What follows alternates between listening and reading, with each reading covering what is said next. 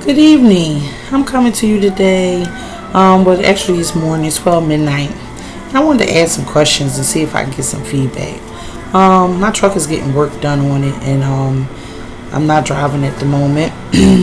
And I had to take public transportation. I got on the bus, and the bus was crowded. It was a couple seats in the back. One gentleman had a bag in the seat. I asked him could he move it. He looked at me with attitude, but he finally did move it. He then in turn had his arm around the seat with his hand was on like if you're on a date and a man put his arms around your shoulders, and his armpit was literally on my shoulder. That's how he was sitting. Like he was sitting like this with his arm up, yes, I'm a big girl, but I don't take up two seats. I'm hippie, but I don't take up two seats. I'm tall. I need more leg room, yeah. But that's about it, So I asked him could he move his arm. I said, excuse me, sir, can you move your arm? He in turn looked at me, and we sitting like really side by side, and was determined like he was not moving his arm. I have I don't know, I think one day probably it would be the death of me, but I just don't like people walking over people. I don't like nobody belittling nobody, and I don't like people taking advantage of other people. So I kindly turned around and I screamed as loud as I could, move your effing arm. Was the swearing proper? No. Was it called for? I don't know if it was called for, but it was actually, it got the job done. He moved his arm. Yeah, but I mean, who gives you the right? You paid your money just like I paid mine. I was kind of already in a bad mood because I had to go to the doctor to get a lot of blood work done, and but to sit there and had this man invade my space or be ignorant to me, and he was just like not going to move his arm. He was not going to move his little chihuahua what he had in the bag. And we got pit bulls. We had 9 chihuahuas at one time.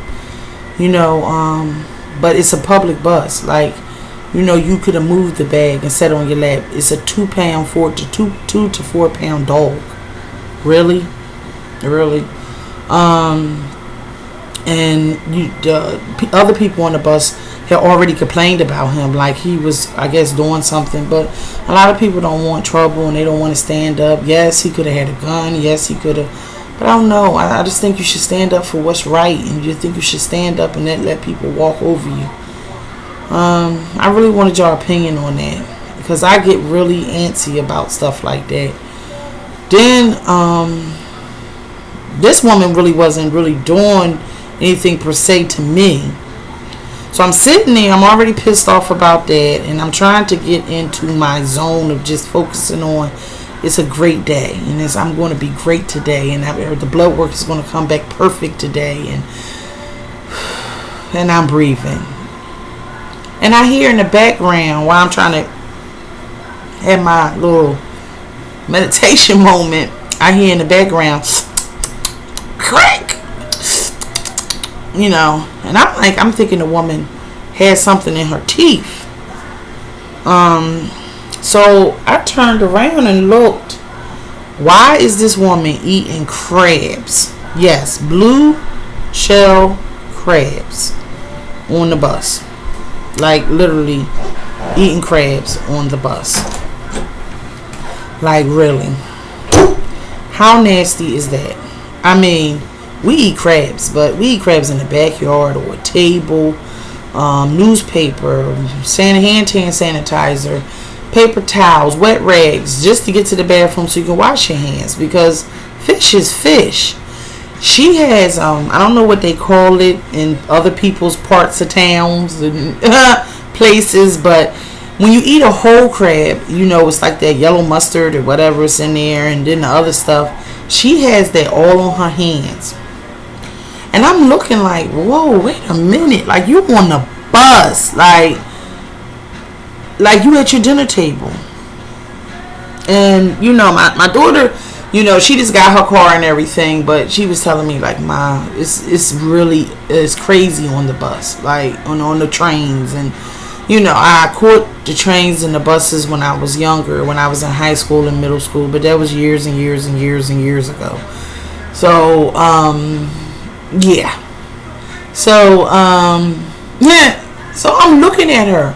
You know, we have the poles and everything. So when you get up, she's sliding and holding on to the poles with all the mustard and gook. And not to say crabs ain't good, but it's a time and a place for everything. Like, is you crazy? And it's going all down the poles. And I'm watching, you know, it's this. I don't know. She's looking at other people like, why they looking at her? Like, what? Like, and she has attitude. Like, why people are looking at her. But I don't know. But maybe that was a mental thing or something. Or maybe it's just a person just didn't give two hoots about anything. That was crazy. So then I call my daughter. You know, she calls me when she gets to work. I mean, she's going to be 22 this month. But, you know, me and my kids, where you going, where you at, this and that, So I like phone calls. I like texts. Let me know where you at. Let me know when you get to work. Let me know when you get to class. Let me know when you leave class. I needs to know. We live in the ghetto. You know, Philly ain't safe. I don't know where it is safe, but Philly ain't. You know, anyway and anyhow, so I call her, and I'm like, guess what? You know, guess what? With me on the bus, like, please pray for me today. You know, and she like, Ma, look, I got off the train, and two girls is 7 o'clock in the morning getting it in, like fighting like crazy in the subway. I mean, just getting it in over some man, whatever, pulling hair on the ground, wallowing on the dirty subway step. Like, soon as the doors open, they getting it in. 7 o'clock in the morning. So it's this, like, it is, Philadelphia is this drama. I know a lot of places have drama. I'm not just saying Philly. I just live here. That's what it is. You know, I done lived in Washington. I done lived in, this is home though. I done lived in Washington, D.C. I done lived in Maryland. I done lived in North Carolina for a minute. I done lived in Virginia. But Philly. Not we tough or anything like that. It's this drama all the time. This drama on top of drama, underneath drama. It's this, you know, you walk outside. You know, a lot of people ask me why I do not write horror. I mean, like, you know, ghetto books and you know, mobs and drug dealers and you know, about the mob and about or erotic or stuff like that. I don't write it because I can open my door and see it. You know, I don't want to write that every day because I don't want to see it every day. You know, we have a pail, and this how sick it is. We have a pail where we keeps the dog's feces in, and we bag it up, and it's like a tin bucket with a lid, and you know, so we can keep our outside looking, you know, good. So she goes to the bathroom, and we have, because we have fire pits, so we try to keep it sanitary as we possibly can by hosing and pine oil and keep the can outside with the pooper scooper and all of that.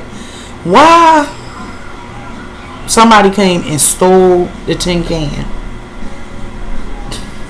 with the dookie in it? Like, you know, basically, you know, how nasty can you be? Like, it just gets on my nerve at times. Like, you know, I know people are having it hard times, but then some people just don't give a two hoots what goes on. I didn't live in the woods, if you say, in Virginia.